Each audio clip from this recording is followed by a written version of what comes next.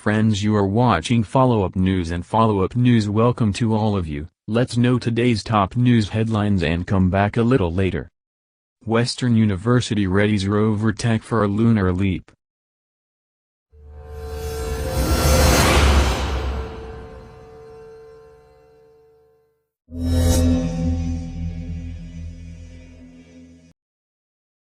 Let's get to know the details.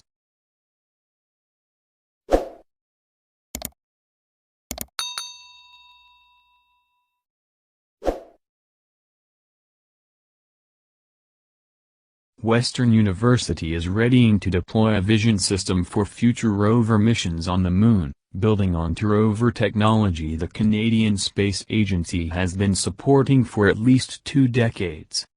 The university's $690,000 contract, one of 7 awarded by CSA this week, calls for a concept study and developing an integrated vision system, using multi-wavelength LiDAR, light detection and ranging, and a multispectral imager, which will be placed on a rover roaming the Moon's surface.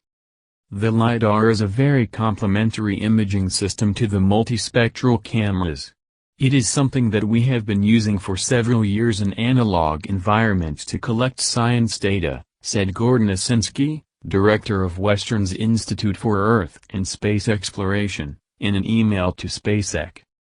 In 2010, Osinski led a paper in Planetary and Space Science proposing that LiDAR could be used for planetary exploration missions, which contradicted the thinking of the time, he said. Up until that point, LiDAR was envisioned as a tool for rover guidance and navigation. LiDAR has the benefit to regular cameras in being an active imaging instrument, which means it can image in the dark, Osinski explained. This will be important for imaging shadowed and permanently shadowed regions of the Moon, where water ice has been proposed to exist. Western University's Institute for Earth and Space Exploration, Western Space, has landed a major contract from the Canadian Space Agency, CSA, to develop an integrated vision system for future rover missions that could ultimately represent a flagship Canadian technology contribution for international missions to the Moon. In photo, Western Space Associate Director, Training and Education, J. Shresthabranathan and Western Space Director Gordon Osinski. Credit, Western University. The Western Initiative was one of several contracts announced by CSA on Tuesday, February 27, in support of its Lunar Exploration Accelerator Program, LEAP. A $150 million initiative with the goal of bringing Canadian companies to the Moon alongside NASA's lunar push. The new contracts range between 20 and 24 months each, CSA said. NASA has a goal of landing astronauts on the Moon again by 2024, and then adapting the spacesuits, robots, landers and other technologies for future missions to Mars in the mid-2030s. Canada joined NASA's Gateway Lunar Space Station program a year ago by pledging to build a Canadarm3, equipped with artificial intelligence, to serve as Gateway. The Gateway commitment will allow Canada to continue receiving space-on-human missions for astronauts and experiments, as it has for decades by providing hardware and services to NASA under the Canadarm, Canadarm2 and Dexter robotic programs. The companies participating in the LEAP program, which was announced at the same time as the Canadian Gateway participation, in February 2019, may have the chance to land on the Moon under NASA's Commercial Lunar Payload Services program, which is tasking private companies with developing landers and robotics for exploration, CSA said in an interview. CSA's Director of Space Exploration Development, Eric Dupuis, recalled that he led a group that started a rover program at the agency roughly 20 years ago, to further develop the robotic expertise Canada had in robotic arms.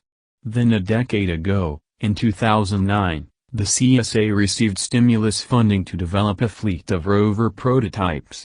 Dupuis said the prototype rovers from the 2009 funding cycle were brought to a high level of maturity, including testing with lunar soil, in lunar temperatures, in vacuum conditions. This work has paid off in at least a couple of concrete ways, Dupuy added. The first is this set of contracts, which include several technologies, such as Westerns, that could deploy on a rover with CSA technology. A full list of the CSA contracts is at the end of this story. The second payback was the selection of Canadian company MDA to provide a part of the locomotion subsystem for the European ExoMars Rosalind Franklin rover, which should launch to Mars later this year.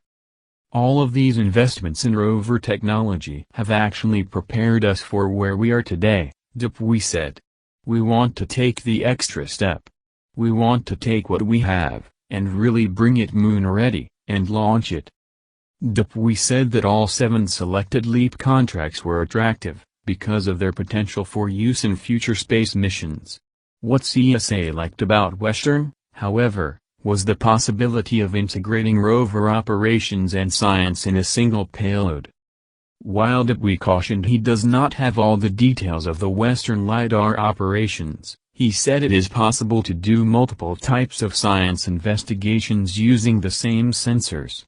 One could combine functions such as navigation, finding rock chemical composition, like the NASA Curiosity rover's ChemCam instrument, or examining the mineralogical composition of rocks surrounding the rover's location. When you overlay all this information on top of each other, eventually you end up with a 3D model that tells you where everything is in the environment, Dupuy said. So if you are using a rover on another planet, you look around, you see something that is really interesting from a chemical perspective, and you'll be able to plan a path to get you to it. The goal of Western's LiDAR will be to provide information about the lunar surface, and to help astronauts select which samples could be returned to Earth, where there are more tools available in laboratories for analysis than on the Moon, according to press materials supplied by Western. The multispectral LiDAR will be especially useful for the Moon because it can work in all lighting conditions, including permanently shadowed zones where water could lurk. The multispectral imager and LiDAR working together could provide several applications for the mission, including navigation, guidance, control and science applications. The integrated vision system includes participation from MDA. This is a huge win for us, and for the Institute for Earth and Space Exploration. One of our major goals is to launch Western into space. We are working on high-altitude balloons, and CubeSats, and these larger instrument payload contributions are the next level up, Osinski said. We have 18 months for this contract, so we'll need to hit the ground running. First up, the kickoff meeting with the CSA. Then we have to refine the concept for the LiDAR, and multispectral imagers. If you haven't subscribed yet, subscribe now and stay tuned.